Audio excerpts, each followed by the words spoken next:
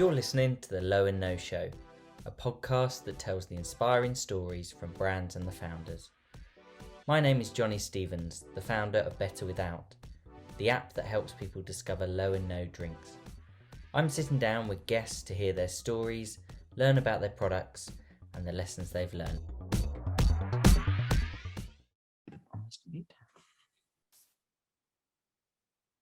Hello and welcome to another episode of the Low and No Show. I'm Johnny Stevens and I'm joined today by Sue from Celtic Marches.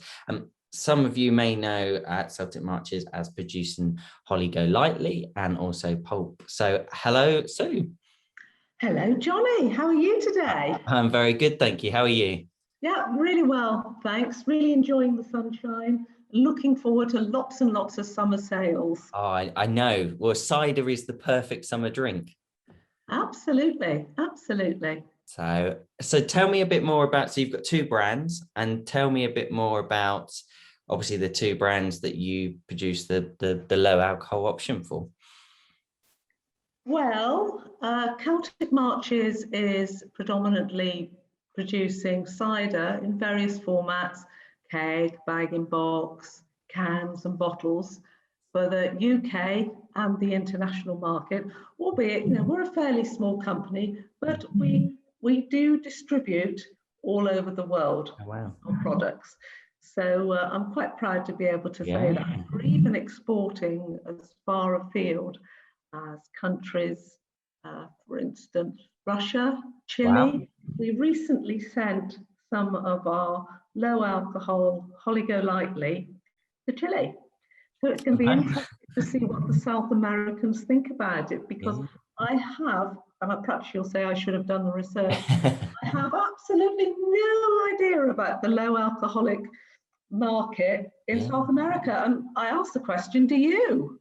I know it's coming. It's interestingly enough, we've had a few people reach out recently asking, when we launched in the US, saying when's it coming to South America. So I know it's coming, and I mean I think not as it's nowhere near as what the US is in terms of at the moment, but it is coming. So it's I find it fascinating looking at all the different countries. And I mean, I was speaking to a Russian beer the other day, non-alcoholic beer, and you're like, to me, alcohol or non-alcoholic and Russian are two things that you never thought you would hear.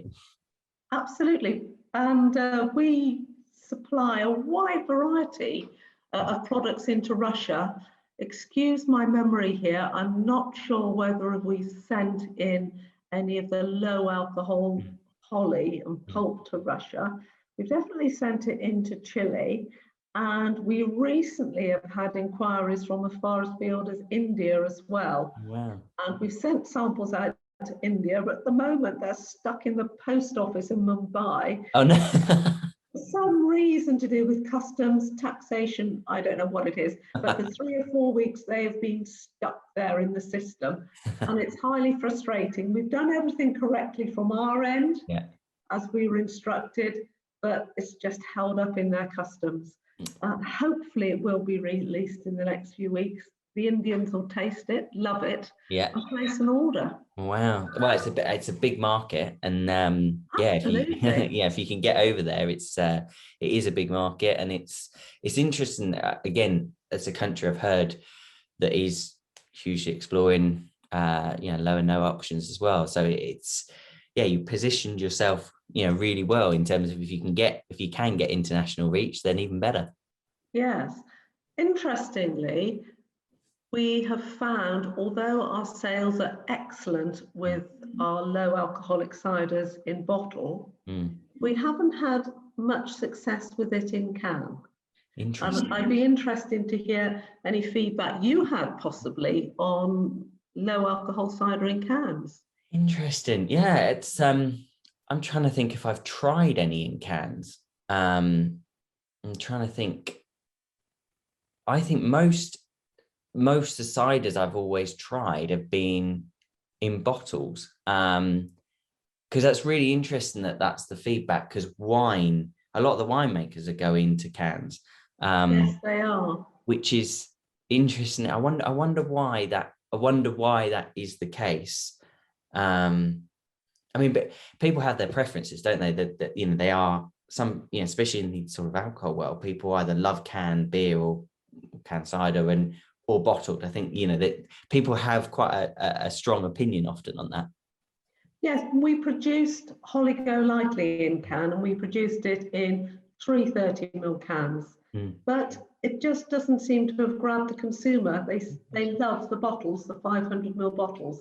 The cans just haven't grabbed them. I wonder whether that will change. Not yet, I should say. Yeah, I wonder whether that will in the future. I wonder whether that will change when people are going out for picnics. You know, it's easy at home having glass, but the minute you go out, you know, and you want to take, you know, full cans or full bottles, glass becomes a real pain, where at least, you know, cans are easy. And that's interesting that's, and also you would have, cans are so easy to store as well. Yes. Bottles, very successful. Cans, lukewarm reception. And interestingly, again, we tried producing some of the Holly Golightly in a still format in 20-litre boxes. We just dipped our toe in the water with that, but again, total lack of interest. Perhaps, as you quite rightly say, we're too early into the market with it. I think that's the thing. There's a lot that is, it's hard, but I mean, there's so much that you know, all sort of alcohol-free stuff is having to experiment a bit, see what works, see what, you know. I mean, I find it really interesting in a hospitality environment. Talk about this quite a lot. You know, if you order a beer, typically now it comes as a bottle. I always like having a pint glass, but that means then ordering two, and that becomes, you know, quite costly. If you know what they charge for a glass of, you know, a bottle of beer is sort of $3.80. Well, the time you've got two of those, your pint is a rather expensive pint. So I wonder whether the market will either go, you know, slightly bigger bottles for stuff like on trade, or, as you say, whether it will go in bigger lots. And it's fascinating to see, you know. I think as well with low and no, and this is the type of data we're looking at and trying to understand, is, are people more almost experimental in terms of trying, or because there is so much out there, where in the alcohol world do people stick more to the brands they know, because actually they just, you know, don't even think about it. I don't know, it's interesting. Have you ever tried to put either the Holly Golightly or Pulp on draft? Is that at all? I knew that was coming. You knew that was coming. That was going to be my next topic of conversation with you. I've been very impressed with, you'll probably have to help me here with my memory, but Heineken, what is it that the little Heineken, the blade? Heineken blade, that's it. I think that is absolutely fabulous. And I tried Heineken blade at several of the shows before lockdown, and I thought it was absolutely amazing. I loved it. And then I went into a pub down in southwest London somewhere, and they had blade in, and I thought, great.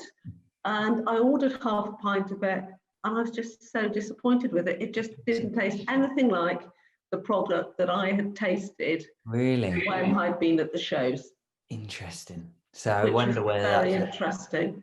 I wonder whether that's a carbonation issue, or because I think that is one of the biggest challenges, I think, for pubs, bars, restaurants to adopt taking something on draft. And it's similar in some ways of selling, you know, a bottle of, you know, sparkling wine, because actually, how can you offer something on the glass when actually, if only one person's going to order that day, the rest may be waste. So it's really hard to know which, you know. I think the city pubs, you know, you look at, in the beer world, you look at Lucky Saint and Big Drop Brewery and everything, they have a number of places on draft, but, you know, I guess they know that the volume's there, and it's it's hard to know. Yeah, it's hard to know whether people would. I really don't know. And I'm the other thing I'm intrigued about is whether, if it's on draft, whether people would even know that it was out, alcohol-free, Yes. no alcohol, or whether they would just go, oh, I'll order that and think about it afterwards. I love the concept of Heineken Blade. I think the kegs are they 8-litre kegs? The I think they're little 8-litre kegs that kegs, they yeah. put in?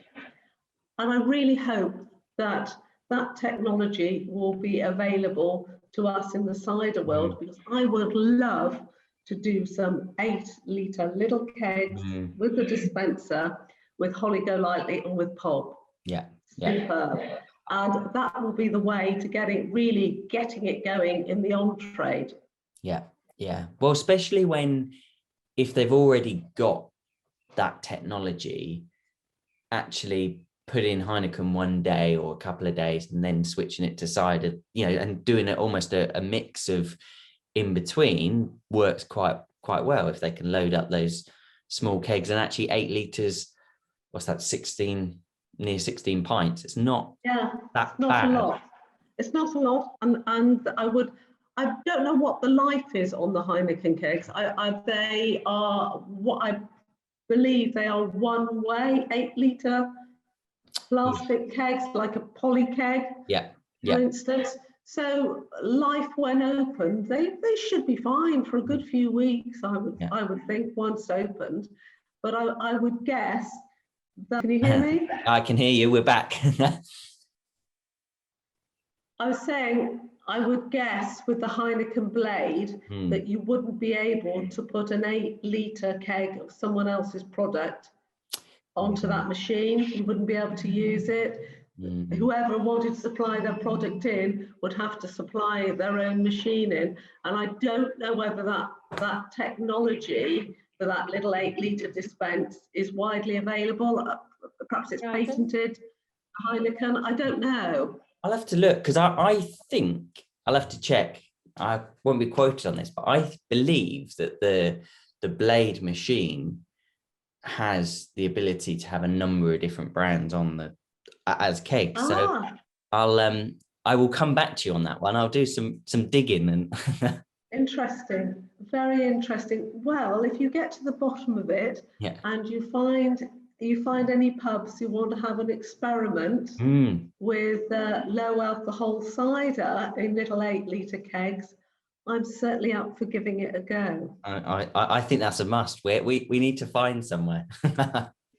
Find somewhere that'll give it a try on tap. And I'd be happy to supply a few of them FOC, just to get a gauge of how it would be received in the market. No, and it'd be fascinating as an exercise to see, as I say, that how it gets perceived, because I do think products on draft, and so much, products on draft taste so good, but there's also a lot of psychological behind seeing it being poured, and it's a theatre, isn't it? There's a I mean, at the moment we can't go to the bar, but the whole idea of having it freshly poured is a really nice experience.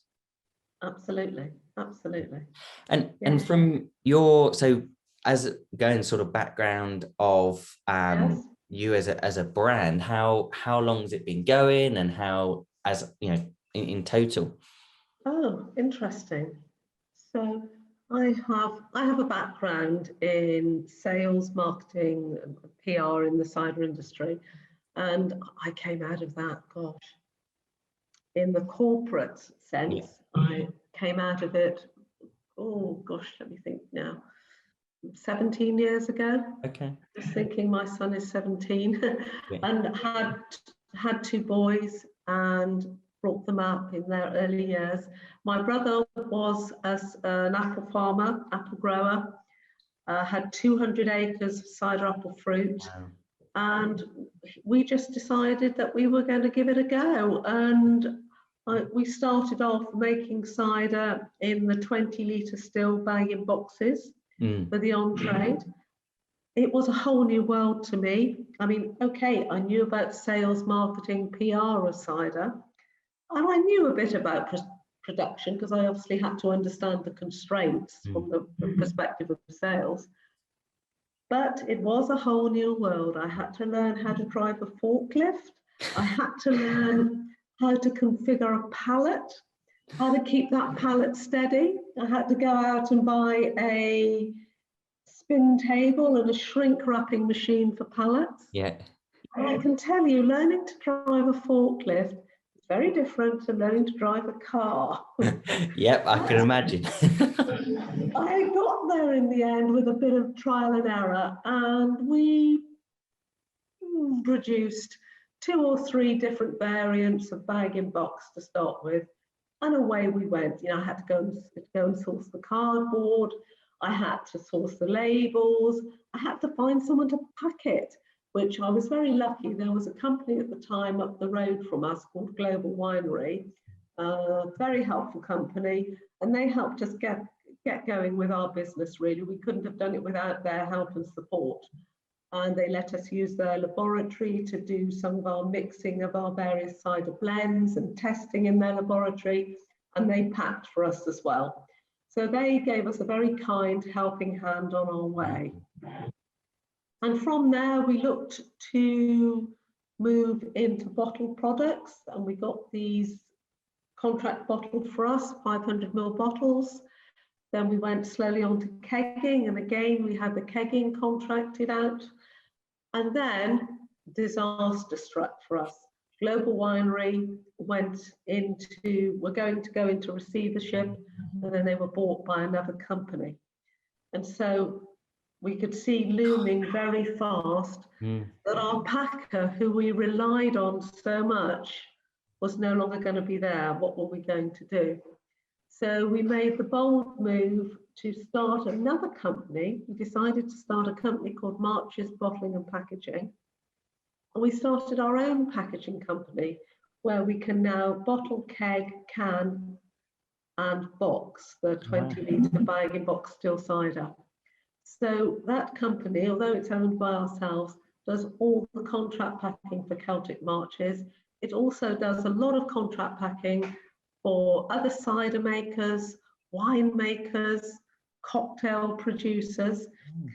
We've packed all sorts of different types of drinks in various formats.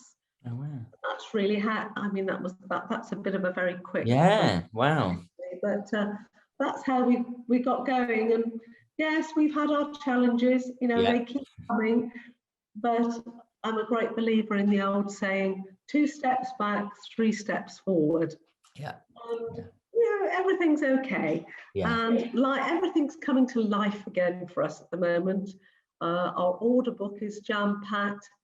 We've probably got more business than we can cope with, but we're doing our best to get through it with extra shifts. We're just looking to do longer working hours in the day, and we're getting there. And I'm just so pleased that we've come through COVID and we've brought everyone with us, and there hasn't been any casualties. So that's great. That's amazing. And that's the positivity and it is remaining positive and going, actually, we'll get through it.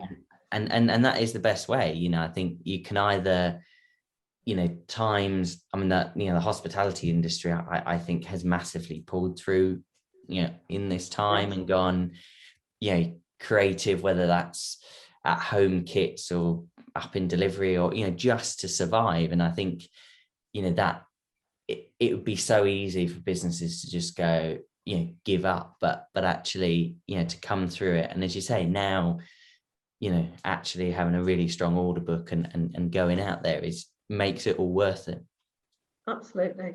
Yes. And I'm looking forward to a very, very busy summer. Yeah. It'll be superb. And keep coming the hot days. Absolutely. Roll on. Well, for cider, it's perfect, that summer weather, a crisp cider, and is there anything that's happening in the cider world that is almost a trend or a different? Are you seeing anything that's new in that sort of world? Not at the moment. I think everybody is just recovering from the last year of lockdown. And I think it'll probably be a few months, and then we might see a few trends appear. Interestingly, though, talking beyond the summer and into the autumn, we do also produce mulled wine at Celtic Marches. And we did have an inquiry earlier this week, I think it was on Monday morning, there was an email inquiring about non-alcoholic mulled wine. It's, if you can crack that, it's I think one of the big chains did it. I can't remember whether it was Aldi or Lidl, one of the big chains, and it was really, really good. And I think it's that whole thing of mulled wine is the smell, the flavor, but actually it's just that nice warming drink. And I think if you can, I actually think if people, especially with people driving around Christmas and actually they have mulled wine because of the style of the drink and wanting it hot. I believe that if you offer people a really good product that's, warm mulled wine, and it happened to be non-alcoholic, I don't think people would mind if they get really good flavor. Because I guess you've got mulled wine and also mulled cider as well. You could look at. You could do mulled cider by the bottle as well. So if you know anyone out there who'd like to order some, send them my way, and I'll do what I can. Yeah, well, hospitality definitely starts thinking of Christmas. Well, I think normally it's sort of January time they start thinking again, but I think it's going to be for them. It must be hard pivoting from, right, we're going to reopen, but actually now we've got to start thinking of Christmas. So I'll definitely have a think about it, because I think anything different. I mean, we held a couple of events recently with some top hoteliers, restaurants, people like Rhubarb, who run the Royal Albert Hall and the Sky Garden, and all of those style businesses are heavily looking at non-alcoholic options, because they know that it's a trend. It's a movement that's not going away, but also like Lloyd's of London now, for all their corporate events, are not doing alcohol. So it's, they're having to look at other options that people want to enjoy, and having more options. And as you say, going to Christmas, bringing something out like that actually, if you can crack the really good rich flavors, then it's a no-brainer. Very interesting how trends in the industry are moving on, and as we're saying about alcohol and low alcohol, and you see it in the food side of the business as well. I mean, I'm digressing from drinks here, but because I am dairy free and I don't eat dairy, I've actually seen now, and there must be a big market for it, that Galaxy have brought out a Galaxy vegan chocolate. Good. That is the indicator that there is a market out there to have in that sector. Yeah. So we're seeing lots of areas of the grocery trade changing. Yeah. And new categories emerging. I often compare what's going on in that low and no to sort of vegan and gluten-free. It's been, I remember years ago the shelf space for vegan options and the shelf space for gluten-free were tiny, and now it's they were. And what's really interesting as well is the amount of products that were always vegan but never shouted about it, that are now going, well, we need to actually, this is important to shout about it because it's such a big thing. And you're right, when you get the big companies taking it seriously, and actually the products are a really, really good quality. That Galaxy, as you said, it is. They're very, very good quality. And I think the stigma attached to gluten-free, vegan, low alcohol, no alcohol, whereas historically, perhaps 3, 4, 5 years ago, the general public would think, oh no, it'll taste awful. Perception has changed, and there's a greater confidence to buy into gluten-free, dairy-free, alcohol-free, low alcohol. There's a greater confidence that there's going to be a quality delivered. And that is the importance, that quality, I think the quality, also the variety, whether it's big brands, small brands, and there, you know, I've always said there's room for everyone in this, Absolutely. in this market, and it's working together, and everyone can build their business and actually build the category. Yes, so exciting times ahead. I've enjoyed talking to you today. No, it is, and yeah. On that note, thank you very much. And where do people find you? Where can they purchase the product? Obviously, they can find it through the app, but where can they purchase the product? Oh, it's wide and varied. We aren't actually listed in any of the national chains at the moment, but a lot of specialist independents, smaller chains, some of the pub groups stock a small quantity of our low and no alcohol. And also, please go online. There are many options online for buying our products. Amazing. Well, thank you very much for joining me, Sue, and we will speak soon. Thank you for having me, Johnny. Thank Have you. a good day. And you. Take care. Bye-bye. Bye.